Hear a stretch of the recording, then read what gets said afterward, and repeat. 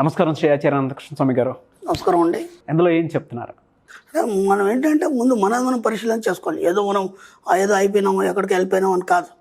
ఎంతవరకు అనేది మనం పునః పరిశీలన చేసుకోవాలి. నాకు చిన్నప్పటి నుంచి ఒక అలవాటు ఉంది. ఎవరి ఇయర్ కూడా నేను ఏం చేస్తానంటే ఈ ఇయర్లో నేను అనుకునేవన్నీ నేను రీచ్ అయ్యానా లేదా ఫస్ట్ పాయింట్ మొత్తం రాసుకుంటాను. ఇయర్ స్టార్టింగ్లో ఏవైతే రాసుకున్నానో ఇయర్ ఎండింగ్లో ఒకసారి చూసుకుంటాను ఇవన్నీ నేను రీచ్ అయ్యానా లేదా. రీచ్ కాకపోవడానికి కారణాలు ఏంటి? రీచ్ కాకపోవడానికి కారణాలు రెండు రకాలు ఉంటాయి. ఒకటి ఏంటంటే మన బద్ధకం. ఫస్ట్ మన బద్ధకం వల్ల కొన్ని చేయలేం మనం. ఓకే. రెండు అహంకారం. అర్థమైంది? అహంకారం వల్ల కొన్ని చేయలేం. ఓకే. మూడు అసూయ వల్ల కొన్ని చేయలేం. అంటే నేనెందుకు వెళ్ళాలి వాడే రావాలి ఇవన్నీ ఉంటాయి మనకి. ఇలాంటి కొన్ని ఉండడం వల్ల ఏమైపోతుంటే వెనక్కి తగ్గుతాం, మనం అక్కడ ఫెయిల్ అయిపోతాం. డబ్బు సంపాదించే విషయంలో కానీ లేకపోతే మనం పెట్టుకున్న లక్ష్యాల విషయంలో ఇవన్నిటిని మనం పక్కన పెట్టాలి. అయితేనే మనం సాధిస్తాం, లేకపోతే లేదు. అందరితో ప్రేమ భావంతో ఉండాలి. ఇక వీటన్నిటి పెట్టుకుంటే మనం ముందుకు పోలేం. ఇది కాకుండా కొన్ని ప్రకృతి వైపరీత్యాలు లేదా పరిస్థితి సహకరించకపోవడం, వీటిల్లో మనం ఫెయిల్యూర్ అవ్వడం అనేది జరుగుతుంది. కానీ వాటన్నిటిని కూడా అధిగమించడానికి మనం ముందు ఆత్మస్థైర్యం ఉండాలి. అదొకటి ఉన్నంటే మాత్రం ఖచ్చితంగా మనం సాధిస్తాం. అవును. అలా ఒక ఇయర్లో మనం ఏమేమి పెట్టుకున్నామో వాటిని ఎంతవరకు రీచవైనా మనమే పునఃపరిశీలన చేసుకున్నప్పుడు ఏమవుతుందంటే నెక్స్ట్ ఇయర్లో ఆ పొరపాట్లు జరగకుండా మన జాగ్రత్తగా ముందుకు వెళ్ళే విషయం మనం ప్రయత్నం చేస్తాం. ముందుకు ఏం చేస్తారంటే అందరూ ఈ 2022లో అడుగు పెట్టాం కాబట్టి 2021లో మీకు జరిగిన శుభాలన్నిటికీ కృతజ్ఞతలు చెప్పండి. అవును. 2021లో మీకు జరిగిన శుభాలన్నిటికీ కృతజ్ఞతలు చెప్తూ 2022లో రాబోయే శుభాలన్నిటికీ స్వాగతం చెప్పండి. అప్పుడేమవుతుందంటే 2022 మొత్తం మీకు పాజిటివ్గానే ఉంటుంది. ఎందుకు? వాటన్నిటికీ కృతజ్ఞతలు చెప్పారు కదా.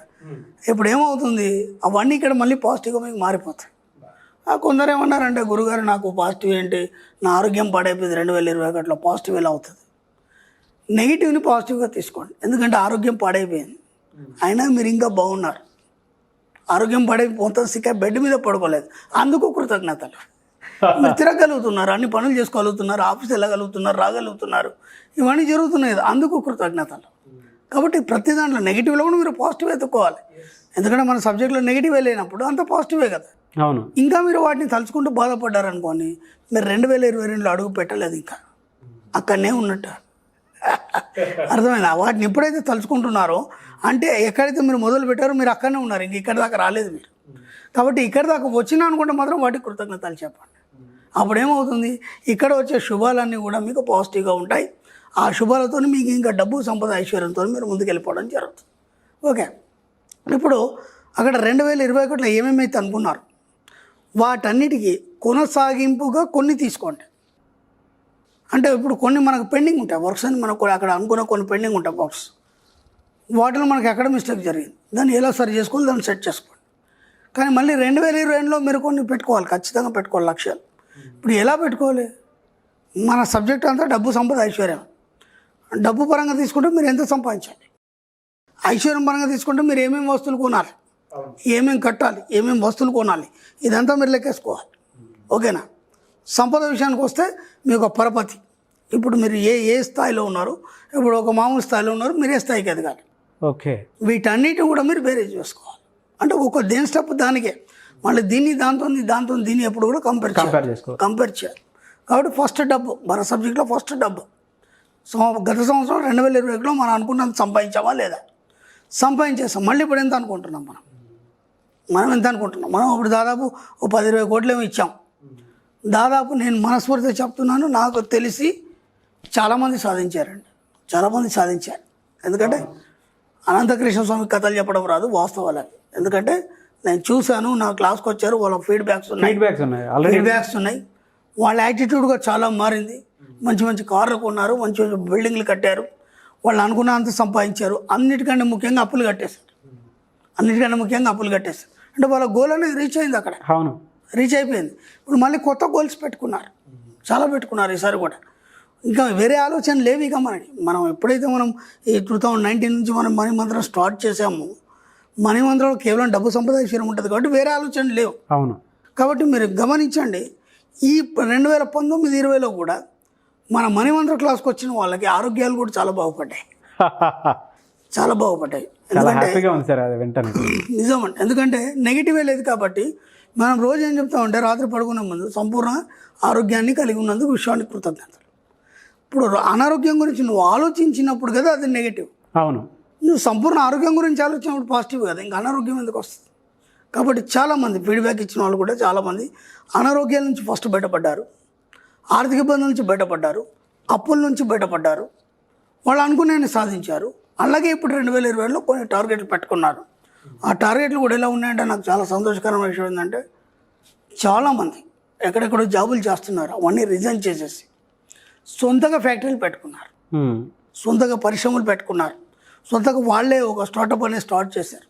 ఈరోజు ఎంతోమందికి ఎంప్లాయ్మెంట్ ఇస్తున్నారు. నాకు చాలా హ్యాపీగా ఉంది, ఆ విషయం మాత్రం చాలా హ్యాపీగా ఉంది. కాబట్టి మీరు కూడా ఏం చేస్తారంటే ఇక నుంచి ఎంత వీలైతే అంత మీరు సొంతగా ఏదైనా వ్యాపారం పెట్టుకొని ఇతరులకు ఎంప్లాయ్మెంట్ ఇచ్చే ప్రయత్నం చేయండి. ఎందుకంటే మన సబ్జెక్ట్లో మనం చెప్పుకుంటే ఐఎమ్ కింగ్ అంటాం, ఐఎమ్ క్రియేటర్ అంటాం. ఈ ఒక 2 పదాలు చెప్తాం. కింగ్ అంటే ఏంది? ఒక రాజులాగా నీ యాటిట్యూడ్ మారాలి. కాబట్టి నువ్వు ఎవరి దగ్గర పని చేయద్దు. అవును, ఒక న్యూ ఆర్ క్రియేటర్, నువ్వే ఒక సృష్టికర్త అన్నప్పుడు నువ్వే అన్నీ సృష్టించుకోవాలి. కాబట్టి నువ్వేమన్నా ఉద్యోగం అడగద్దు, దాన్ని నువ్వే మొత్తం ఒక జాబ్ కానీ లేకపోతే ఏదైనా ఒక కంపెనీ కానీ ఏదైనా నువ్వే సృష్టించుకోవాలి. అది నువ్వు దానికి అధినేతగా ఉండాలి, అంతే తప్ప నువ్వు ఎవరి కింద పని చేయద్దు. కాబట్టి యు ఆర్ ద క్రియేటర్. నువ్వు క్రియేటర్ అయినప్పుడు నువ్వు కింగే కదా, ఇంకా కొత్తగా ఏం లేదు కదా. కాబట్టి అందరు నీ దగ్గరనే పని చేయాలి, నువ్వు ఎంతోమందికి ఎంప్లాయ్మెంట్ కలిగించాలి, నువ్వు ఎంతో సమాజ సేవ చేయాలి.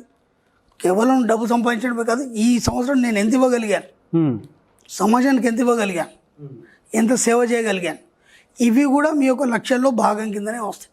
మనం ఏమనుకుంటున్నాం, కేవలం డబ్బు సంపాదించడం, నేను డబ్బు సంపాదించేసాను లేకపోతే ఇది సంపాదించాను కాదు. మీరు ఎంత సేవ చేయగలిగారు అది కూడా లెక్కలోకి తీసుకోవాలి. ఎందుకంటే మీ యొక్క సబ్జెక్ట్లో మన సబ్జెక్ట్లో సేవ కూడా అంతే ముఖ్యమని ఎన్నోసార్లు చెప్పాను. నువ్వు ఎంత సంపాదిస్తావో దాంట్లో నుంచి సేవ ఎంత చేసావు దాన్ని బట్టి నీకు రెట్టింపు రావడం అనేది మొదలవుతుంది. కాబట్టి ఎంత వీలైతే అంత మీరు ఇవ్వడానికి కూడా ప్రయత్నించండి. ఇవ్వడం అనేది ఒక వ్యసనంగా మారాలని చెప్పాను. నువ్వు ఎంత ఇస్తే అంతకు రెట్టింపు అనేది రావడం జరుగుతుంది. కాబట్టి మీరు ఎంత సంపాదించారనే దానికంటే మీరు ఎంత ఇవ్వగలిగారు, అది సంతోషం కావచ్చు, ప్రేమ కావచ్చు, డబ్బు కావచ్చు, ఏదైనా కావచ్చు, ఎంత ఇవ్వగలిగారు అనేది కూడా మనకు ముఖ్యం. దాన్ని కూడా బేరీజ్ చేసుకుని ముందుకెళ్ళండి. ఖచ్చితంగా ఈ 2022 మనదే, ఎవరిదో కాదు. 2022 మణిమంత్ర సభ్యులదే, ఇది మనదే అంతే. ఇక సో కొత్త టార్గెట్ అయిపోయింది. ఇక ఇప్పటిదాకా అనుమానాలు ఇవన్నీ ఉన్నాయి కదా, అవన్నీ పోయినాయి. మనకు సబ్జెక్ట్ అవగాహన వచ్చేసింది, వెళ్ళిపోవటం ఇంకా ఆగేది లేదు. ఇక అందరూ కూడా బాగా సంపాదిస్తున్నారు, మీరు కూడా బాగా సంపాదించండి. ఎంత వీలైతే అంత క్లాస్లోకి వచ్చే ప్రయత్నం చేయండి. రమ్మని నేను చెప్పాను, ఎందుకంటే మనకు క్లారిటీ రావడానికి, సబ్జెక్ట్ మీద క్లారిటీ రావడానికి వీలైతే క్లాస్కి రండి, లేదంటే వదిలిపెట్టండి. వీడియోలతోనే హాయి సంపాదించేయండి. ఎంత బాగా చెప్తున్నారు సార్. వాస్తవం. అవును అవును. మీకు రీచ్ అవ్వలేని వాళ్ళు ఉంటారు, వాళ్ళు మాత్రం వీడియోస్లోనే చాలామంది నేర్చుకుంటారు. చాలామంది వీడియోలు చూసి సంపాదించారండి. చాలామంది వీడియోలు అంటే ఇక్కడ విచిత్రం ఏంటంటే ఆ వీడియోలు చూసి దాన్ని చెప్పడం పాయింట్స్ పట్టుకున్నారు. ఒక వ్యక్తి వచ్చాడు నా దగ్గరికి, నా పని ఏం లేదండి, మరి నమ్మండి నేను ఇప్పటివరకు మీ క్లాసుకు కూడా రాలేదు. ఆ పర్సనల్ అపాయింట్మెంట్ తీసుకుని వచ్చాడు. మరి ఎందుకు వచ్చారు కలవడానికి అన్నాను. హ్యాపీ న్యూస్ చెప్పిపోదామని వచ్చాను సార్. ఏంటి అన్నాను. ఈరోజు నేను రోజు ₹1,00,000 సంపాదిస్తున్నాను సార్. మీ వీడియోలు చూసినప్పుడు జీరో, నా దగ్గర రూపాయి లేదు. నేను కేవలం మీ వీడియోలు చూస్తాను రోజు, ఇంకేం చూడండి, వీడియోలే చూస్తాను, ఇంకేం పడలేదు నాకు. బయట ఫ్రెండ్స్తో తిరగడం కానీ అది కానీ ఇది కానీ ఏం లేదు. ఆ వీడియోలు చూసి ఒక బిజినెస్ స్టార్ట్ చేశాను అంతే. ఆ బిజినెస్ డైలీ ₹1,00,000 సంపాదిస్తున్నాను. ఒక రిక్వెస్ట్ అన్నాడు. చెప్పండి అన్నాను. మా పిల్లలు మిమ్మల్ని గుర్తు చేస్తున్నారు, బయట ఉన్నారు, తీసుకొస్తారు. అదేండి భలే ఉన్నారు అమ్మాయిలు, చిన్న ముద్దుగా అమ్మవార్లు. సరే తీసుకురండి అని చెప్పాను. వాళ్ళు వచ్చి ఫోటోలు దిగారు. అంకుల్ అంకుల్ అన్నారు. ఎంత బాగా అనిపించింది. అండ్ నాకు ఏం టెన్షన్ లేదండి అసలు. ఈ సబ్జెక్ట్ వినకముందు, మీ వీడియోలు వినకముందు ప్రతిదానికి టెన్షన్ పడిపోయేది. ఈరోజు ఎంత హ్యాపీగా ఉన్నానంటే వీడు మా ఆవిడ అని చెప్పేసి పరిచయం చేశాడు. నేను అమ్మ నిజంగా సంపాదిస్తున్నాడా, ఊరికి నన్ను కలవడానికి కథలు చెప్పాడు అన్నాను. లేదంటే సంపాదిస్తున్నారు. ఇప్పుడు జ్యువెలరీ షాప్కి వెళ్ళాము, ఇది కొనిచ్చాడని చూపించింది ఆమె. చాలా సంతోషం అండి. చాలు, అదొక్కటి చాలు కాంప్లిమెంట్ మనకి. మనం చెప్పిన దానికి మనం నిజమైనాము. చాలు, అంతకంటే ఏం కావాలి, అంతకంటే సంతోషం ఏం కావాలి, చాలా అంతకంటే ఏం కావాలి. కాబట్టి వీడియోల ద్వారానే మీరు బాగా సంపాదించండి. క్లాస్కి రావాలని ఏం లేదు, ఎందుకంటే మాకు కూడా క్లాస్లో హెవీ రష్ అయిపోయింది. కాబట్టి మేము ఎంత వీలైతే అంతా నేను తొందరగా ఎన్రోల్ చేసుకోమనేది అందుకే. కాబట్టి ఎంత వీలైతే వీడియోలు చూస్తే మీరు సాటిస్ఫాక్షన్గా బాగా సంపాదించుకోండి. గ్రేట్. ఇంకా సబ్జెక్టు లోతుగా తెలుసుకోవాలంటుంది, క్లాస్లోకి రండి. రైట్ అండి. Sure sir. Thank you so much Shri Acharya Ananta Krishna Swamy గారు. థ్యాంక్ యూ అండి.